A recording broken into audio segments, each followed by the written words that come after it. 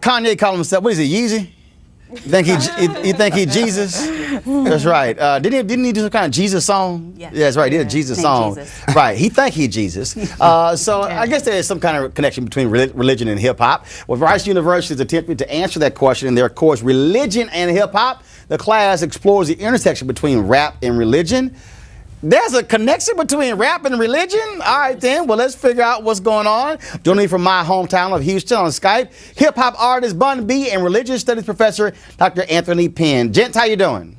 Doing well. Good to be with you. All right, so what is the connection between rap and Jesus, rap and religion? It's simple. Both hip-hop culture and traditions like Christianity and Islam give folks a way to make meaning out of life, and that's the connection. Both of them give folks a way to answer the fundamental questions of our existence. Who are we? What are we? Where are we? And why are we? All right, Bun B?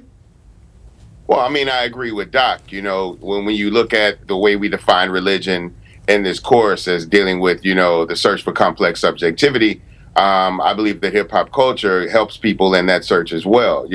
People want to figure out ways to deal with life, how to better themselves, how to better their situation, their station in life. And we argue in the course that hip hop, as well as religion, offers you opportunities to do that. So, how are you going about teaching this course? I mean, how many students are going to be in the course, and what are some of the subject matter you'll be hitting on?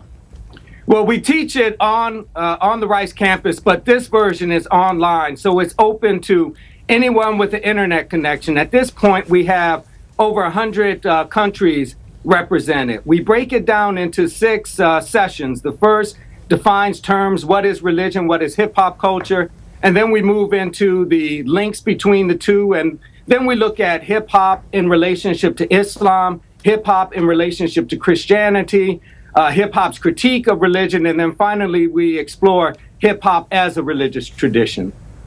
So do you have any particular religion that you think that hip-hop most aligns itself with, or are you looking at it as a comparison for all world religions? Well, I think we found several different religions where hip-hop carries parallels. For most people, I believe that maybe Islam would be one of the strongest connections, specifically when we look at the Nation of Islam and the 5% Nation. They've shared many terminology. They share a lot of the same traditions and a lot of the themes that have been carried throughout hip hop culture's creation. A lot of that comes from a lot of the Nation of Islam terminology.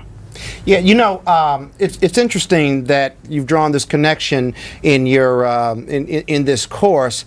How do you reconcile some of the more hardcore lyrics in hip hop with religion, which is essentially the culture of deliverance, of believing in a higher being, and that coming through very challenged times because of your reliance and your faith on God, if you're a Christian? The answer is easy. Both hip-hop culture and traditions like Christianity have a moral and ethical code that's the ideal. But both of these cultures are populated by people who fall short. Yep. So for Christians, throwing rocks when you live in a glass house can be a little dangerous. There are ways in which both cultures have fallen short, but both, at their best, give folks a way to make life meaningful. Hey, do you guys know of any Christian rappers in the same way we have Christian rockers? Oh, absolutely. Oh, yeah. There's an artist that's actually from Houston. His name is Lecrae, and he's actually become quite a celebrity with the music world right now. And the reason he's popular is because the fact that you really can't just look at him and define him as a Christian rapper. He carries sensitivities from the Christian world, but he also carries sensitivities from the hip hop world. And it's very hard to kind of finger him right now and pigeonhole him into either of those lanes. And that's kind of part of the reason why he's been so successful. So the question for me is, how is it possible to flunk this class? I mean, what? What's the final? They got to rap? What they got to do? Oh, not at all. We don't take this class. We don't take this class lightly at all. There's a lot of required reading. There's a lot of hard work that you have to do. And this is not something that just because you listen to the radio a couple of hours a day or you downloaded a couple of things off of iTunes that you can pass this course. There's a lot of reading. There's a lot of work. You have to do the knowledge in order to pass this course. All right, Professor? Yeah, that's absolutely right. But we also want the students to engage each other. Because we have students from across the globe, we give them social media opportunities to pose their questions, provide some answers. We have a good group of teaching assistants who provide some additional feedback, provide questions that students have to respond to. They've got short essays they have to write. It's engaging. All right. Well, gentlemen, look, I certainly appreciate it. Thank you so very much. For more information, where can folks go? Right now, you can go to www.edx.org.